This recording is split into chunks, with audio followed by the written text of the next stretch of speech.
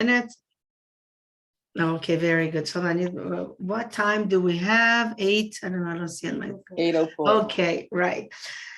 So the 10 Commandments.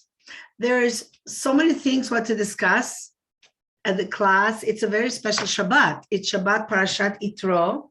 So the Shabbos that the Eden already are in Egypt, are in the desert, they cross the Yam Suf, and it starts with the name of Yitro, which is amazing. He was Moshe Rabbeinu's father-in-law, and discusses, all the things, what he was telling Moshe, I helped Moshe, and so on and so forth. We cannot discuss everything, but one of the main parts in the Parsha are the giving of the Torah, the 10 Commandments, Aseret HaDibrot. And then it speaks also, this Shabbos is also a very special Shabbos because it's the Shabbos before Chav Beis Shvat, the 22nd of Shvat. 22nd of Shvat is the Yortzeit of Rebbetzin Chayamushka. We spoke about her many times. And it's also the Shabbos that we have the convention for all the Rebbetzins in New York. This year, some people did travel, although all of us here decided to do it virtually. We felt that it's more safe to do it virtually and not to get on planes and so on and so forth. So we are watching it on Zoom.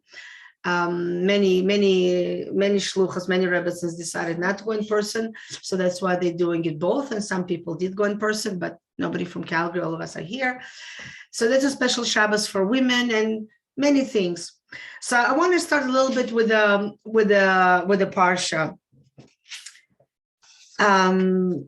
Before Hashem wanted, I'm just looking at the Chumash, so it's nice to say the words of the Torah when it discusses about when Hashem wanted to give the Torah to the Eden. And obviously, before we start, I wanted to say that I want to thank Hashem. I think all of us have to thank Hashem after the scary story, I should say, that happened last Shabbos in Texas with the hostages, and we all davened. It's almost a week ago. Baruch Hashem, that we're all saved. And if God forbid there was a tragedy, it would continue on and people would talk and so on and so forth. And Baruch Hashem, everybody was saved. Perhaps it became quiet. But it is important for us to remember that, hello, Dorit, welcome, that we have to thank Hashem. It could have been a terrible tragedy, even one person. How can you say even one? Because according to the Torah, every Jewish soul is so important. So we cannot say even if one, God forbid, would get hurt. And there were a few of them there, and that would be terrible. And Baruch Hashem, at least that they were all saved and nobody was harmed. And we have to remember to thank Hashem for all those things. And you will hear, those of you who get, the email and the rabbi's little message, and the rabbi speaks about it there, how Yitro, Moshe Rabbeinu's father-in-law, he thanked Hashem. He was so happy when he heard how Hashem saved the Jewish people from the Egyptians, from all those terrible, wicked people, terrorists, whatever you want to call them, what they have done to the Jewish people in the years that they were there as slaves, just because it was done many years ago, many times we don't realize. Like, we happen to speak a lot about the Holocaust, unfortunately, because it was so close to our lives. We know so many survivors were our own families as well, grandparents, parents. It's very, very friends. It's very, very tangible, unfortunately. But when we read what happened during the destruction of the Beit HaMikdash, of the two temples, when we learn what happened in Egypt, it wasn't any, and we should never have to compare Holocaust, God forbid, it was terrible. So the fact that the Jewish people were saved, it's a humongous thank you to Hashem. And what happened last Shabbos, that the few Jews that were, because even one is too many, were saved, we should remember to thank, and I wanted to start with that, to thank Hashem that they were all saved and were all taken out peacefully, and God forbid, nothing else should ever happen anywhere in the world, and Hashem should save us all. So here it's the third month and the third day, and Hashem tells Moshe that Hashem is going to be giving the Torah, and he tells him to go and speak to the Jewish people. And I know that we mentioned it before, when Hashem told Moshe to speak to the Jewish people, he says, Ko tomar lebet Yaakov. I'm reading here from the Chumash that I have here. Ko tomar lebet Yaakov v'taged libnei Israel. So you should speak to the house of Jacob, Bet Yaakov, v'taged, and you should say to Bnei Israel, to the sons of Israel. Now, when it says Bet Yaakov, to the house of Yaakov, that speaks about the women. And Hashem used different words, Tomar and Taged. They both in English, you will say you will speak. But in Hebrew, it means differently. When Hashem spoke to Moshe, Hashem told him, I want the Jewish people to get the Torah, but first go speak to the women. And the word that Hashem used to speak to the women, he said, Tomar lebet Yaakov, Amira, and to the men, Lebnei Yisrael, Hashem said, Taged. So Rashi explains, the commentary explains that Hashem said, when you speak to the women, we are usually more refined, more delicate, more sensitive, I guess. We take everything more seriously than the guys, usually. And Hashem said, speak to them in a nice way, in a soft way, b'lashon raka, in a nice, easy way, and explain to them about the Torah.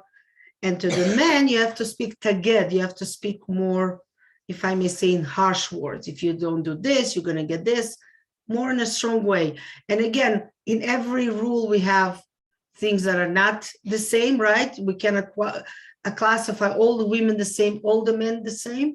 But we know at home when we have children, boys and girls, usually, again, you say, we're not going to start now speaking about men and women, but just trying to explain. Usually when you say to girls how to behave, what to do, usually they listen better. They fight less, the parents, than the boys. They try more to try this or this, and no, they don't want to do this, and and so on and so forth. And Hashem told Moshe Rabbeinu as well, if you're going to speak to the women first, and I know they'll listen to you, they'll want the Torah, they will make sure to convince the men in their homes, the fathers, the husbands, the brothers, the sons, whatever it is.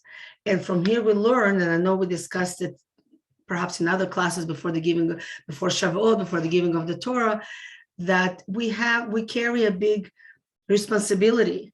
It's something very special about us women, but this is the characteristic that Hashem gave to the feminine force in the world. As we said, Hashem has both forces in him, in it. Hashem has the feminine powers and the masculine powers. And sometimes we refer to Hashem as masculine, as a king, and sometimes we refer to Hashem as feminine, the Shekhinah, the divine presence is Shekhinah. Shekhinah is in the feminine, Torah is in the feminine tense, right? In Torah, we have both. In English, it's the same, feminine, masculine. So Hashem has both, but Hashem said, if the women will buy it, if we want something to happen, we will make sure to bring it to the house. We will make sure that it should be done. And this is the big merit and the big responsibility that we have, that when we know how we want our homes to run, if we want our home to be kosher, if we want our home to keep Shabbos, if we want our home, we want the men in our family to put on tefillin and do other mitzvot, and obviously ourselves, if we want to do it, we have the power to do it. And here we see in the Torah, it's not even a commentary, it's in the written Torah. I don't know how you can see good, hard to see little words that Hashem said, speak to the women first. And we're going to go on. And then obviously Hashem spoke, and the Eden said, yes, Naaseh v'nishma, we want to do the Torah. And what did the Eden say? As we discussed before Shavuot, that Hashem went to all the nations of the world to ask, do you want the Torah? You don't want the Torah. What does it mean Hashem went? Hashem went to the angel that represents every nation in heaven, and every nation asked Hashem, well, what is it written in the Torah? If it says not to murder, well, we'll have to murder. It says not to commit adultery, we'll have to do that, and all kind of things like that. When Hashem came to the Eden, what did the Eden say? Naaseh v'nishma. We will do, and then we will listen, then we'll hear. They didn't say, tell us first what says in the Torah. They first said, we will do whatever you tell us. There was this strong trust that when Moshe came to the Eden and said, Hashem wants to give us the Torah, they didn't say, well, tell us what laws are there, what we have to do. Maybe we don't like it. They knew to trust. And this is something very, very strong. The two words, Naaseh v'nishma. Naaseh means we will do, v'nishma, we will listen, we will hear. And we know that that's how we teach our children. When we have babies and they grow up and little children, we cannot explain to the children everything. When the child is crying and you know that the child is hungry or thirsty, or the child needs Tylenol, or the child needs to go to sleep, you cannot have a conversation with the child. Obviously, depends what age, but you still have to say, you have to do it. Honey, you don't understand 100% how the Tylenol will help you. It's bitter. He closes the mouth, closes. You try to open the mouth, you put it in because you know they have high fever, God forbid, and they have to get better. So certain things we do, even we don't understand. As we grow up, we try to understand more and more. We explain to the child, we tell our children, you have to brush your teeth. You have to floss every night. But a 5-year-old or a 2-year-old or a 4-year-old doesn't really understand. Many times even a 10-year-old doesn't understand. But you still tell them to do it because there are many things in life that we have to act like the Eden when they got the Torah. They said, Naaseh v'nishma, we will do and then we will listen. Obviously, we don't just do without listening, without understanding, without learning, because then the acts will not sustain, will not stay for a long time. I'll explain again. We do the mitzvahs because we trust the Torah, we trust Hashem, we know it's the right thing to do. So when I start doing mitzvahs, I'm starting to do them because Hashem told me to do it. I can't say, well, till I'll understand the whole Torah, till I'll learn, then I'll do. Then we'll never do. But obviously we have to learn as well. And so much more so, as we always say, that Chabad, the 3 words, the acronym of Chabad is Chokhmah, Binah, and Da'at, right? The first 3 letters of each word, Chabad, Chokhmah, wisdom, Binah, understanding, Da'at, knowledge. Chabad Hasidism is based on wisdom, understanding, and knowledge.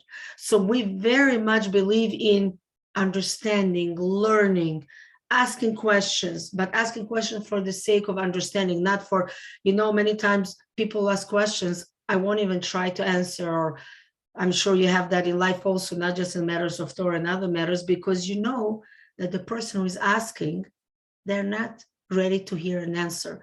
They just want to fight, they just want to argue, they're angry, whatever the reason is. So whatever you'll tell them, nothing is going to help. But what I'm saying is to ask questions in order to understand. If I don't understand why you're not allowed to do something on Shabbos, and it doesn't make sense to me, so I will ask and I'll try to understand and I'll learn, but it doesn't mean that I'm not going to do it, that I'm going to do it on Shabbos. If I know on Shabbos I'm not allowed to write, not allowed to use the phone, but it doesn't make sense to me because what work is it to use the phone? I'm just dialing with my fingers. It's not hard work. It's not hard. Why can't I use the phone? Well, we have to learn and understand why can't we use the phone, but it doesn't mean that meanwhile you should use the phone, because if you want to keep Shabbos, no, you don't use the phone, and you will try to understand why we don't use the phone till you'll understand it. That will be better. That's what the Eden said. And this is something very important in life. Naaseh v'nishma. Many things we'll do even if we don't understand, because we trust where it comes from. If it's medical, if it's somebody, a higher authority that you know that they understand in specific matter. And obviously when it comes to Torah, and we know that the sources are the right thing from the Torah, you're not finding things on Google, on the internet that somebody decided to write, commentaries and they're not true. And here they Eden said they will do and they will listen. This is something, like I said, important. And with it, I want to explain as well, because I started saying in Chabad, we very, very much believe in learning and learning and learning. And I think I've mentioned to you before that we believe that one of the reasons that the Yidden that were in Russia, in the Soviet Union, for 70 years, we were oppressed by the Soviets, which was against any religion. Obviously, they oppressed us the most, but they were also against Christianity, against Islam, against anything. They still had, a mosque and a church and lahavdil, a shul, just to show the world that they do have, but they did not believe in anything that is, they didn't want to hear of any religions. I'm not comparing at all, chas v'sholom, the Torah to any other religion. We are much higher. This is the true thing, and other nations having what they believe in, and this is good for them, and that's okay. But obviously, we're not comparing, and everything came from Torah. But one of the reasons that we believe that the Yidden in Russia, many years ago, everybody was frum. Everybody kept. Very few people did not keep the Torah. But when it became hard, slowly but surely, many people left it because it was very hard. People lost jobs. People went to jail. People were oppressed. It's very hard. How can we judge them? We have it easy. And it's also hard for us to keep the Torah. And they had it very, very hard. I mean, I shared with you many stories of my family, how it was hard for them to keep Shabbos and keep mitzvahs and so on and so forth.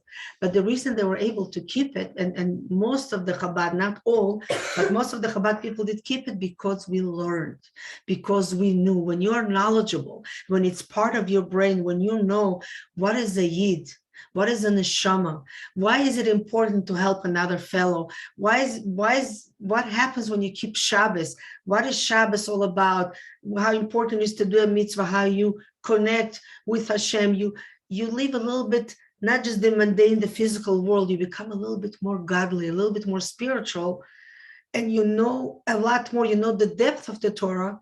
That's why it was so much harder for those Yidden to leave the Torah. That's why they kept, even though it was very hard. And I know it from my own parents. They were young people. They were in their 20s. And sometimes I used to speak to my father, like, how were you able to keep it? He says, Rochel, how not? How can I work on Shabbos? What is my life? For sure. But let's not try, Elise, sweetheart, let's not try to go to other subjects. Let's try to focus on what we are learning right now. Thank you so much for understanding.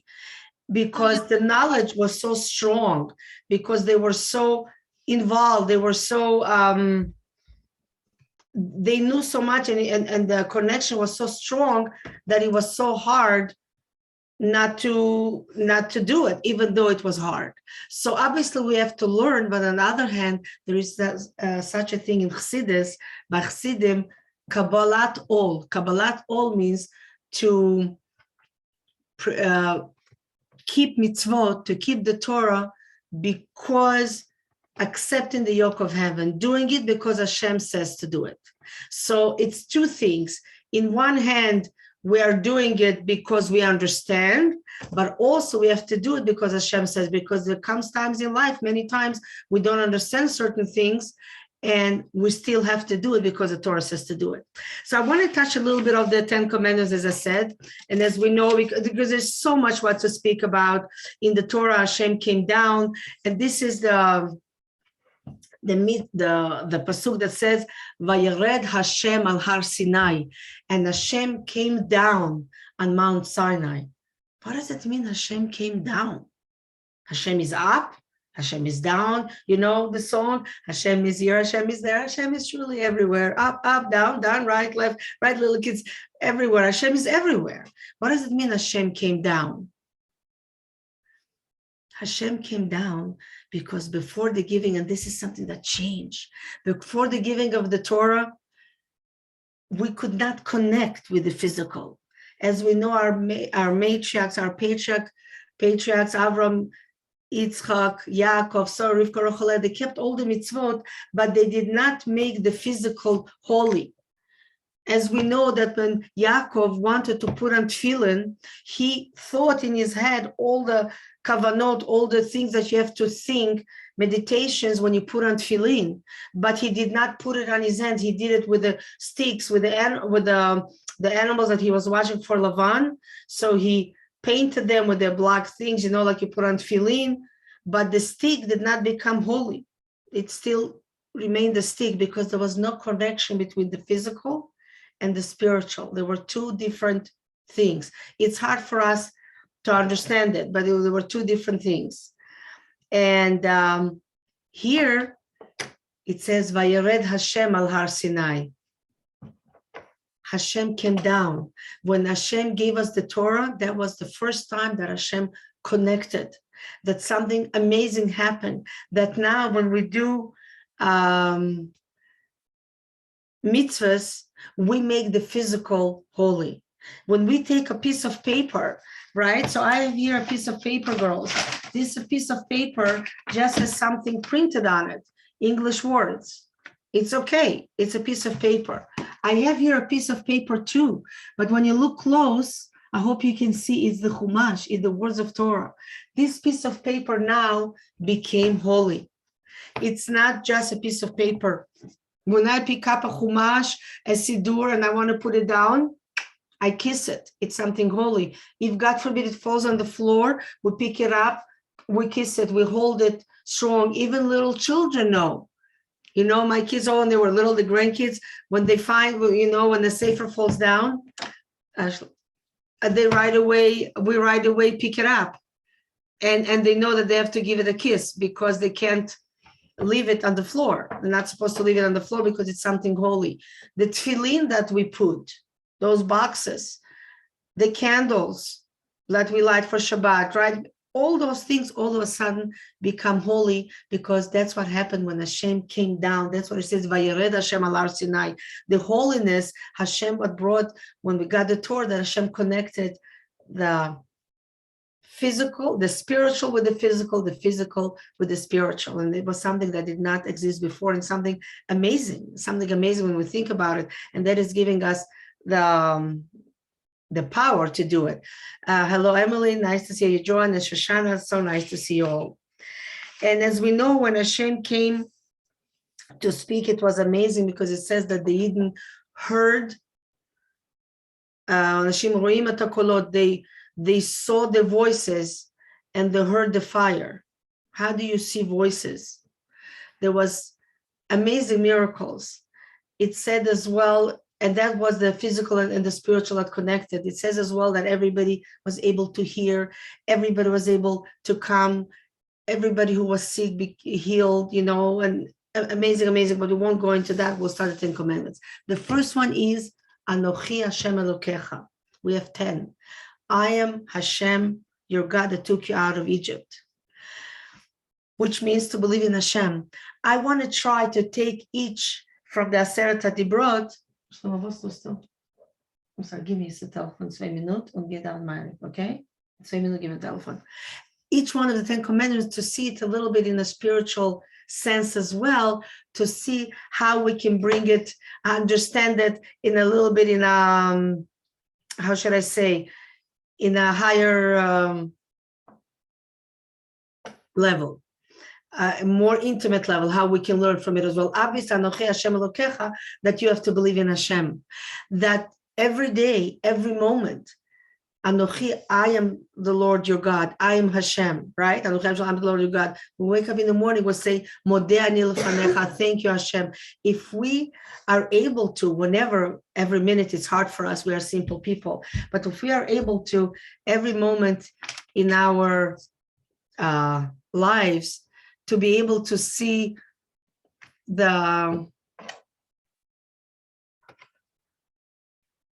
hard for me to see the question at the same time, to see the presence of Hashem, to see Hashem every moment in my life, to be able to say, Baruch Hashem, thank you Hashem for this, thank you Hashem for that, thank Hashem for each thing that we have. Anochi Hashem Elokecha, I'm the Lord your God, I'm your Hashem. That is amazing. And that will make our days so much better. What's the next one? Lo yeh lecha elokim acherim. And also it says the first 2 dibrot, the first 2 commandments were heard from Hashem, right? So Anochi Hashem, I'm the Lord your God, I'm Hashem your God, contains in itself all the 248 positive mitzvot. Do's, do this, do this, do this, do this. The second commandment, Lo yeh lecha elokim acherim, you should not have any other gods, contains in itself all the negative, all the don'ts, not negative mitzvot, but all the don'ts. Don't do this, the 365 mitzvot. And you know what it represents? 365 represents the 365 days of the year. So every day of the year telling us, don't do something wrong on my day.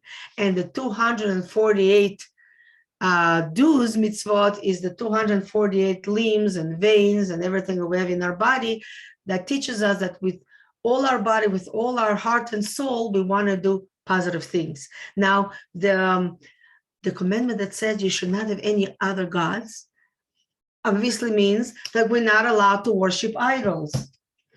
And what does it mean to worship idols? We want to learn what it means to worship idols, not just in a how should I say, in a physical sense, who of us is worshiping idols? We are not going to church, God forbid. Obviously, we're not worshiping idols. But to worship idols means to get addicted to something when we make an idol of something. And many, many, many people, and we all believe that nowadays our idol is the money. Money is our idol. Why? Because people murder for money, unfortunately. People do many corrupt things for money. People get divorced for money. People kill, people steal, people do so many things just to have wealth and just to have money. And they forget. And that means not to worship idol. What is when you worship an idol? You worship an idol, you worship something and you don't realize you do we don't worship when the Torah says when the Torah says not to worship idols, it means not to do something that is wrong. We have to believe, the first you have to believe in Hashem, who created us, the power, the superpower in the world, and to do what Hashem wants us to do. To worship idols is all the negative things. When we worship an idol, so we just see the idol and we don't see anything else around. And that's why, as I said before, people that worship money can do so many terrible things, all in the name, and all in the name for the money they want to get, and they don't even realize. They become so blind. Not to worship idols, the Torah says also, is not to get angry. I know it's a very hard thing to hear. It's a very hard thing to swallow. But in the Torah, it says that somebody that becomes angry and screams, and even more so, if God forbid somebody is angry and screams and breaks dishes and breaks stuff and goes wild and hits, or, more, obviously, it's very, very bad. It's like a person is worshiping idols. And the Torah explains why.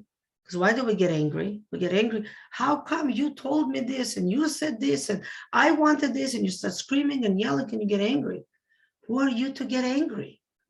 If it's a child that you are teaching and the child didn't understand, the child didn't do something, then explain in the right way. If it's your spouse, if it's an adult child, if it's a friend, don't get angry. Explain. We get angry because we worship ourselves. I am so important. I am so special. How dare you not agree with me? How dare you? Why did you do that? Why did you do it to me? And we start screaming and yelling, and then some people go on and break dishes and eat, God forbid, and so on and so forth, God forbid, become violent physically. But to be violent emotionally is just as bad. We're not allowed to do that also. And this means worshiping idols, because we're doing something that is wrong and we go on. So to be angry and to yell and to scream is like worshiping idols. And I know many people have a problem that they have to go do anger management, to take anger management, and thank goodness that we have help. And obviously all that help is in the Torah, but there is help also in English, in other ways that it's more accessible to people. People that need it, they should get it. And we should try not to get angry. If we would always think about the two commandments, Anochi Hashem Elokecha, I am the Lord your God, I am Hashem. Thank you, Hashem. Thank you, Hashem, for everything I have in life. We wouldn't get as angry. And don't worship idols. So everything we do, we get angry. Why did I get angry? Is it the right reason to get angry? So something happened. Why did it happen? Whose fault is it? And when we analyze, we realize that there was no reason to scream.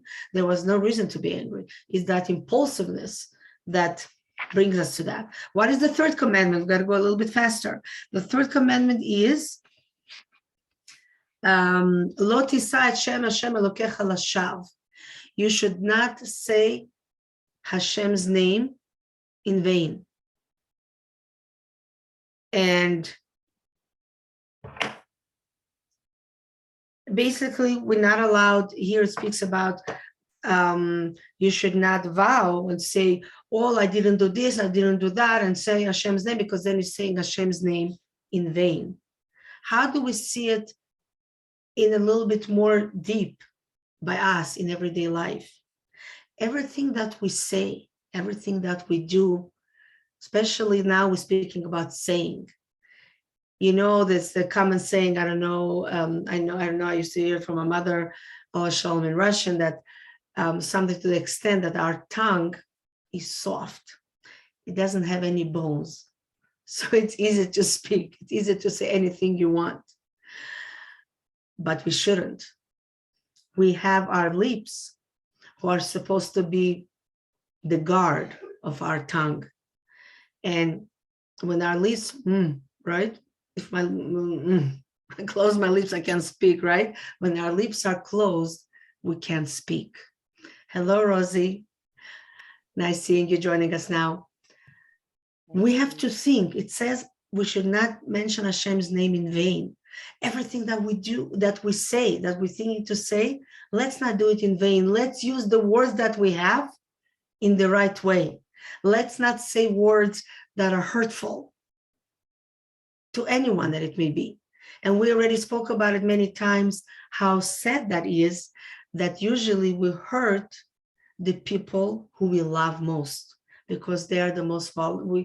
We don't feel intimidated. They're most vulnerable. They're next to us. And most of the time, it's our spouses, it's our siblings, it's our children, which is always hurts me when I think about children, especially young children that don't have a way to protect themselves. And we just, many times, people just feel, they had a hard day at work, whatever happened to them, even with their spouse, with their parents, or money loss, or whatever happened, and it's easy to lash out, and they just lash out at the kids, and the kids did nothing. And the children grow up with all that guilt that they did something and they made the parents fight, and because they said something, it made it, and it's so wrong. So lo tisah Hashem Hashem Elokecha lashav. Don't say Hashem's name in vain. Hashem is giving us the power to speak. Baruch Hashem. Let's not use the power that we have in vain. Let's not use bad words, hurting words, and so on and so forth. And I have to tell you, girls, that I'm learning with you as I go, because today we were driving back home, and I was thinking, what should we speak about? There's so much what to speak about. Speak about the Rebbetzin, we just spoke already before, Rebbetzin Chaim Mushkan. We'll do a little bit again, mention that it's our Yortzeit and so on. We spoke many things before, and I don't think we did the 10 Commandments. Now, to study the Aseret they brought, it's hours and hours. And I said to speak about each thing is going to take a lot. And then as was learning a little bit as we came home around 5:30 or 6, I opened the Rebbe's commentaries on the Parsha, and I learned a little bit, and there have been mentions over there, a few things like that. And I started thinking and spoke a little bit with my husband, and I said, I want to try to see in each of the 10 Commandments how we bring it down to us in a more refined way, because that's what Hashem wants us to do. And we're going to go on a little bit more. Obviously, nobody's telling me to say Hashem's name, Baruch Atah, like Hashem's name in vain. Nobody's coming to me telling me, make me swear to me in a court that you did this or this, Hashem, say Hashem's name. So how does it apply to me? Yeah, it applies to me that I shouldn't waste the words that I have into something negative, but I do it only in a positive way. And it's so amazing if we think about it every day about the 10 Commandments. We did the third, we'll go to the fourth and the fifth. We'll see how it's going to help us to elevate our lives, to feel more godly, more spiritual, and more happy. Because when we are more godly, more spiritual, we are happier because we see the world in a different realm. We can understand it a little bit more, as much as we can. And obviously, we need Mashiach. We need the coming of Mashiach should end all the things that we don't understand and we don't want to understand, all the suffering that we don't want to understand. We want to understand only good. The fourth commandment, Zachor et Yom HaShabbat lekodsho. Remember the day of Shabbos. And this is the Sikha we learned from the Rebbe. So we know, the way Rashi, the way commentators explained, how do you remember the day of Shabbos? You have to make Kiddush and you have to do this, many things, what we can do. And then he speaks about all the things that you cannot do on Shabbos. Obviously, speaks about the mitzvah of keeping Shabbos. We're going to take it for granted that God willing, I know we are all trying to keep, some of us keep Shabbos to as much as we can. I cannot say somebody keeps Shabbos to the fullest because it's so hard to keep Shabbos 100%, but we all try. But the mitzvah in the Torah that says, remember the day of Shabbos and sanctify it and so on and so forth, is bringing us to the level that we want to understand, what does it mean to keep the day of Shabbos? What does Shabbos represent? Shabbos represents that when we elevate ourselves a little bit higher, right? 6 days, Sheshet Yamin Ta'avod, 6 days of the week we work, and on Shabbos, we have to rest. What does it mean we have to rest? It's not just that we have to rest, not to work. We bring ourselves in the higher level. We rest. We take away the physical things that we worry about the whole week. And on Shabbos, we elevate ourselves a little bit higher. That's what it says, that when Mashiach will come, it will be Yom Shekulo Shabbat, a day that is, the whole thing is Shabbos. The era of Mashiach will be that it will be all of Shabbos. We won't have to worry about physical things. Everything will be good because Shabbos represents that everything is done. Because on Shabbos, we cannot cook, we cannot work, we cannot do laundry, we cannot do any of the things. Everything we have to do before. So on Shabbos, Shabbos represents completion, that everything is done. And on Shabbos, on a higher level, girls, and some of you might know, some of you not, that we're not allowed not just not to do work, but not to think about work. And you might have heard it from different people that sometimes on Shabbos they'll discuss, so after Shabbos, Shabbos Geret, not speaking of Shabbos, I want to travel.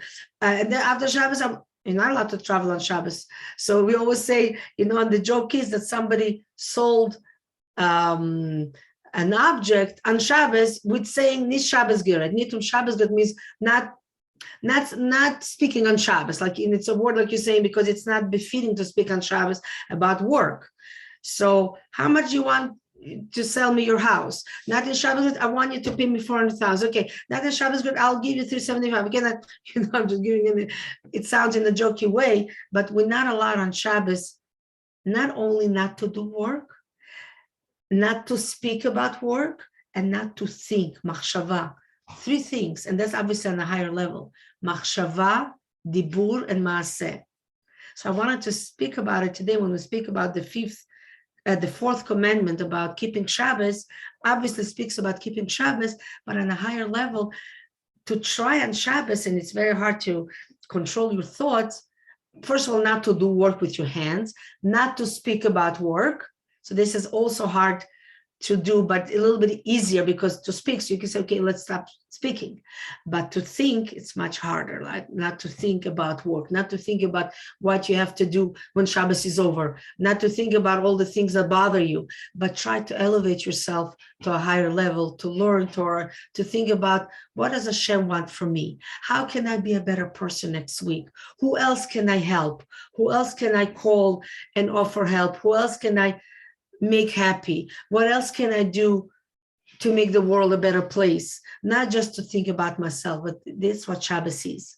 And this is what we learn from the 4th commandment of keeping Shabbos, that even during the week, that's why Hashem says, Zachor et Yom HaShabbat, remember Shabbos. It doesn't say about other mitzvot. Obviously, you have to keep Shabbos. What does it say? Remember it. One of the things, remember it, you remember it the whole week. Because the whole week, you can act. Obviously, we have to work. We act physically, but we have to remember that the whole work is for the day of Shabbos. Sheshet Yamin Ta'avod, you work 6 days for Shabbos. What does it mean for Shabbos? Not just to have food on Shabbos, because Shabbos is the ultimate. Why? Because on Shabbos we are more spiritual. So the whole week we work not just to have good food because we enjoy good food, but because it's a mitzvah to be healthy. Hashem wants us to be healthy. Hashem wants us to say a bracha. Hashem wants us to enjoy life. Hashem wants us to have a good life so we can do kindness in the world. So the whole week we remember Shabbos. I hope it's not confusing, because we remember what is the purpose on Shabbos. Shabbos, we elevate ourselves a little bit higher on a physical way, on a godly way. So the whole week we have to try to remember, right, whatever we do, but really, what is the purpose? The purpose is Shabbos.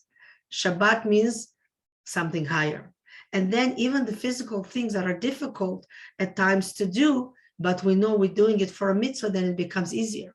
As we said many times, the example of somebody who is carrying a bag of very, very heavy bag. If the bag is full of rocks, it feels very heavy and very hard. If the same bag has the same weight, but is full of diamonds, of precious stones, even though it weighs the 50 pounds and you have, or 10 pounds, whatever that is, obviously, and you have to go on a hill, on a mountain, you're carrying it, it doesn't feel as heavy. Why? Because it's all a mindset. because you know I'm carrying so much money with me that I'll be able to do so many good things with it. Whatever the person is going to do with the wealth that there is in the bag, it's much easier. The work becomes easier. As we said many times in other things, it's hard to get up at night to the baby. It's hard to do many things that are, that are difficult at home and so on, especially us as mothers, being pregnant, having a baby and so on and so forth, to go through labor and delivery. But we know the outcome, we know what will come out from this. So it doesn't make it easier physically, but we don't complain about it. And it makes it in a way a little bit easier physically as well, because we are at least happy about what we're doing. And then the fifth one, we're going to go a little bit faster, is Chabad et avicha ve'et imecha, honor your father and mother. This is a very, very important mitzvah. You might think that it's an easy mitzvah that we don't need to understand why we have to do it. And I wanted to say as well that in Aseret HaDibrot, the 10 Commandments, we have mitzvot that are between us and God, like believe in God, don't worship idols, don't say Hashem's name in vain, keep Shabbos. These are all things that between us and Hashem. Here, all of a sudden comes a mitzvah, honor your parents. Honor your parents, it's a mitzvah that makes sense. Then we have mitzvahs, don't murder, don't commit adultery, don't steal, don't kidnap, don't jealous. These are all mitzvot that make sense, even though if you didn't receive the Torah, you would know that you have to respect your parents. You would know that you shouldn't steal. You would know that if you're in a relationship, you should not go and cheat and go with somebody else's wife or with a single person or husband, even though because you're married, they're not married, but you're married, you're committed and so on. All those things that make sense. Why did Hashem give it to us in the 10 Commandments? And this is what we're learning from it, that we know that all the mitzvot that we are doing, we are not doing it only because we don't do it because we understand, as the Jewish people told Moshe, Naaseh v'nishma, we will do and then we will listen. We will do because Hashem says to do it, because to honor parents, for some of us is very easy, but for some of us it can be a very, very hard mitzvah to do. Because, trying to read quickly, sorry, I will read all those things, God willing, later, all the beautiful comments, because at times parents can be very difficult. Sometimes there are parents that are very narcissistic, I'm sorry, I'm saying it the wrong way. We think that they want everything for themselves and they don't care about us, and they don't understand how we feel, and they want me to do this, and want me to do that, and I want my children to do this, and my children cannot, and so on, especially many times when the parents become elderly or whatever that is, and many times when they're young, when we are teenagers. We don't want to listen to parents. When we are teenagers, we don't want to do this. We're not speaking about little kids, teenage or young adults. Why should I do this? And many times it's difficult. For some of us, it's easy, some of us are not. And if we do it with our own mind, well, now I don't think I should listen to my parents because they're asking me to do something ridiculous. And I'm not going to listen. But this is one of the 10 Commandments. We are honoring our parents, not because we think it's the right thing to do, because they brought us to this world and did so much for us, because it's a mitzvah in the Torah. The only time we don't have to listen to our parents, or we're not allowed to listen to our parents, is if our parents tell us to go against the Torah. And this says in the Torah, it says, that a person has to obey their parents and keep the mitzvahs. And it's together is because also the parents and also us are all obligated to do the mitzvahs. So basically in a simple thing is, if a parent comes and tells us, God forbid, I don't want you to keep Shabbat. I want you now to go cook for me because I don't want you to keep Shabbat. I want you to go steal. We're in the store and the parent tells you, I want you to shoplift. Take this thing and put it in your pocket. And they are threatening you. You're afraid you're going to come home and they're going to hurt you. They're going to yell at you. It's a child, it's a teenager, whatever. Shoplift because they want you to do that. They tell you you should lie. signing some government papers and you're filling in something for university, and they're asking, and the paper is asking this and this and this, and the parent is telling you, put false information. I don't want you to put this and this and this.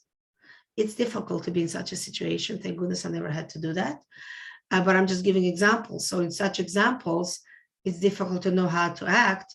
But I cannot say, well, I have a mitzvah to listen to my parents.